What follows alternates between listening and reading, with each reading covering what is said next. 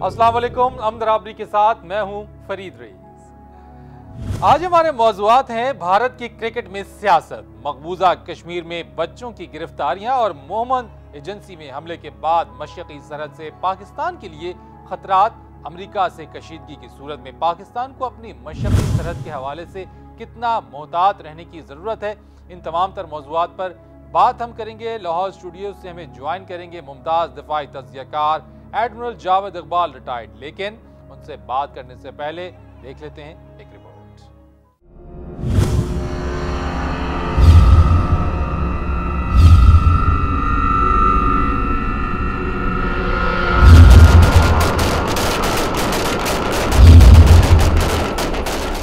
3 रूस, जर्मनी, अफगानिस्तान, बरतानिया सब ने ही पाकिस्तानी चौकियों पर नेटो हमले के खिलाफ तशवीश का इजहार किया या हमलों की मजम्मत की। चीनी वजारत खारजा ने रद्द अमल जाहिर करते हुए कहा कि पाकिस्तानी फौजियों पर नेटो हेलीकॉप्टरों की फायरिंग नाकाबिले यकीन है। वजारत खारजा के तर्जुमान होंग ली के मुताबिक चीन चाहता है कि पाकिस्तान की आज़ादी और खुद मुख्तारी का एहतराम किया जाए। मोहम्मद एजेंसी में पाकिस्तानी चौकियों पर हमले की लाजमन तहकीक करके मामले को मंतकी अंजाम तक पहुँचाया जाए। चीन के अलावा रूस ने भी सख्त रद्द अमल जाहिर किया है, बल्कि अमरीका को धमकी दे डाली कि यूरोप के लिए अमरीकी दिफाई निज़ाम पर तहफ़्फ़ुज़ात दूर न किए गए तो अफगानिस्तान के लिए रास्ता नहीं दिया जाएगा। रूस ने यह धमकी उस वक्त दी जब पाकिस्तान मोहम्मद एजेंसी हमले के बाद नेटो सप्लाई रोक चुका है। पाकिस्तान ने इस हमले के खिलाफ बोन कॉन्फ्रेंस का बायकॉट भी कर दिया, जिसके बाद इस्लामाबाद को इस कॉन्फ्रेंस में शिरकत के लिए मनाने की कोशिशें शुरू हो गईं।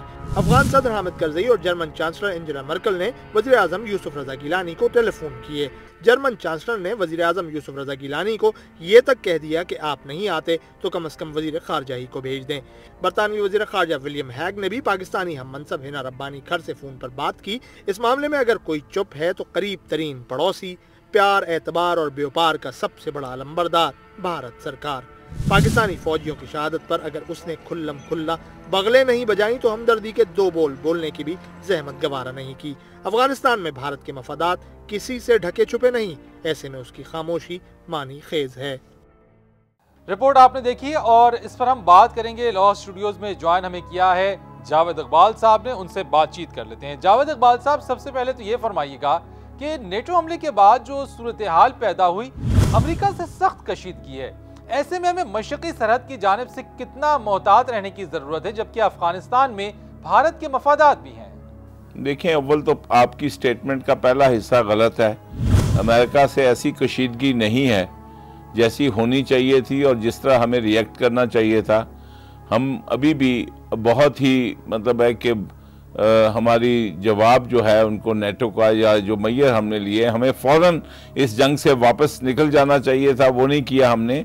तो ऐसी सूरत में ये जो है ये हमें वो तैयारी जो है मशरक़ी सरहद पे हमारे जो ट्रेडिशनल एनिमी है उनकी तो है ही, बल्कि उन्होंने एक नया डॉक्ट्रिन जो बनाया है कोल्ड स्टार्ट का कि यकदम उनको अगर किसी स्पॉट्स के ऊपर हमला करना पड़े और वो जो है उसको इतनी जल्दी वॉर के टेम्पो को बिल्डअप करें और अपने ऑब्जेक्टिव को हासिल करके जो है या तो वापस आ जाएं या फिर उसको डिस्ट्रॉय कर दें। तो हमें अंदाज़ा ही नहीं है कि हम इस वक्त किस मुश्किल का शिकार हैं। हम सैंडविच बन गए हैं दोनों तरफ से, और हमारी हैसियत ये सैंडविच की है कि दोनों तरफ से मशरक़ी सरहदें भी हमें खिलाफ हैं और मगरबी भी, ये हमने खुद खिलाफ कर लिए। तो we are now like a sandwich in between these 2 forces. अच्छा जावेद साहब, एक चीज की जैसे कि आपने खुद कहा कि हम सैंडविच बन गए, तो अगर अमेरिका और नेटो से बराह रास्त लड़ाई मोल ले ली जाए तो इससे हमारी सूरत हाल और खराब हो जाएगी। जी हाँ, ये ज़ाहिरन तो यही लगता है कि ये और ख़राब हो जाएगी। ज़ाहिरन तो यही लगता था, वियतनाम में भी ज़ाहिरन तो यही लगता था, इराक में।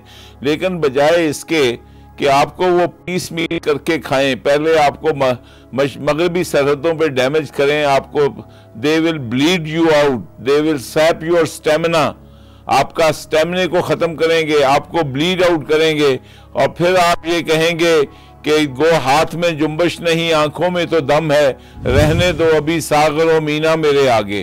अच्छा जावेद साहब, एबटाबाद के वाक़े के बाद भारत ने धमकी दी थी कि हम भी ऐसी कार्रवाइयां कर सकते हैं। आपके ख्याल में ये खदशा और धमकी किस हद तक संगीन साबित हो सकती है? देखें, अव्वल तो वो अगर वो उनकी जो कुव्वत है या एक्सपर्टीज है या जो टेक्नोलॉजी उनके पास है, वो इस किस्म की हरकत कर नहीं सकते। अगर चाहें भी तो ख्वाहिश तो हो सकती है, वो ख्वाब तो देख सकते हैं इसका, लेकिन उनके पास वो स्टेल्थ टेक्नोलॉजी नहीं है जो कि अमेरिका के उन हेलीकॉप्टर्स में थी कि वो रेडार पे पेंट नहीं होते थे। इसलिए मैं ये समझता हूँ। और दूसरी बात ये है कि हमारा ट्रेडिशनल आर्मी और जो ट्रेडिशनल एनिमी और जो ट्रेडिशनल तैयारी जो है वो ईस्टर्न सरहदों के साथ है। हमारे अपने दिल के अंदर, दिमाग के अंदर, हमारी जिस्मानी तौर पे हमारे जो रिएक्शन हैं वो उधर से हमले के लिए तैयार हैं। ये जो हमला मगरबी सरहद से होता है, इसको हमने अभी तक ज़हनी तौर पे हम इसको एनिमी कबूल नहीं करते और ना हम अपनी जंग इसको तसव्वुर करते हैं, ना ये जंग हमारी है। तो हमारी बॉडी लैंग्वेज भी वो उस तरह की नहीं है। इसलिए मैं नहीं समझता कि वो कोई ऐसा काम कर देंगे तो हम उनको उसकी बजाय फूलों के हार पहनाएंगे। वो अगर हमें एक घोंसा लगाएंगे तो हम उनके नाक से 2 घोंसे लगा के लहू लहान कर देंगे, और वो कैपेबिलिटी हम में है। अच्छा, एक चीज जो मैं आपसे जानना चाहूंगा, तमाम लोगों की इस पर नजरें और जिसको महसूस भी किया जा रहा है कि नेटो की जानिब से जो हमला किया गया पाकिस्तानी चौकियों पर, उस पर चीन और रूस समेत दीगर बहुत सारे ममालिक की जानिब से रद्दअमल सामने आया, लेकिन भारत की अगर हम बात करें तो भारत ने इसका कोई रद्दअमल नहीं दिया। आप क्या समझते हैं कि इस वाक़े को भारत में और बिलखुसूस भारत सरकार ने किस तरह से लिया होगा? देखें, जो हमारा मशरकी पड़ोसी है उसको तो ये सूट करता है। आप ये देखिए कि जब वो कहते हैं कि ये बर्बादी अगर हमारी हो रही हो तो उनको एडवांटेज नहीं होगा, वो क्यों बीच में इस पर अफसोस तासुफ का इजहार करेंगे। अलबत्ता जो हमारे और पड़ोसी हैं, जिसमें कि तुर्की है, ईरान है, सऊदी अरब है, और इसमें मैं समझता हूँ कि चीन की तरफ से भी उस लेवल की मजम्मत नहीं आई।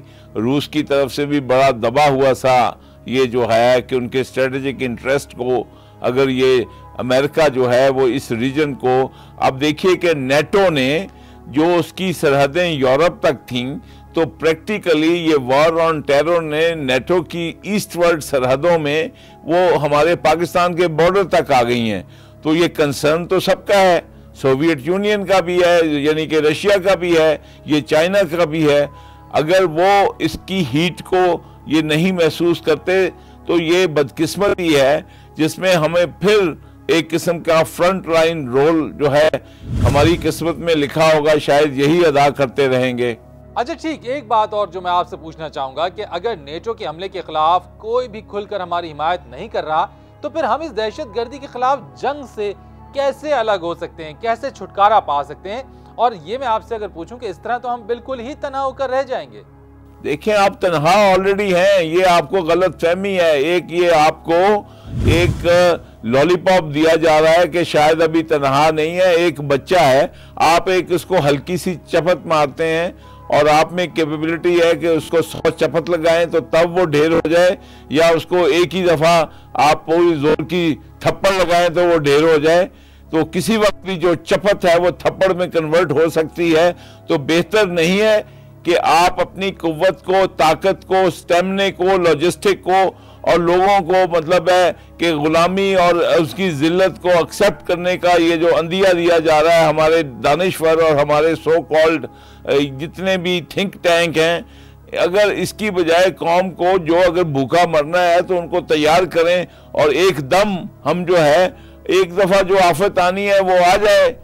क्योंकि उस आफत का हम जो है, अगर कबूतर बिल्ली को देख के आंखें बंद कर ले तो बिल्ली गायब नहीं हो जाती है, वो वहीं मौजूद रहेगी। बहुत शुक्रिया आपका एडमिरल जावेद इकबाल रिटायर्ड साहब हमसे बात करने के लिए। और अंदर आपरी के साथ में कुछ दीगर मौज़ूआत पर भी हम बात करेंगे, लेकिन एक कमर्शियल ब्रेक के बाद। Stay tuned.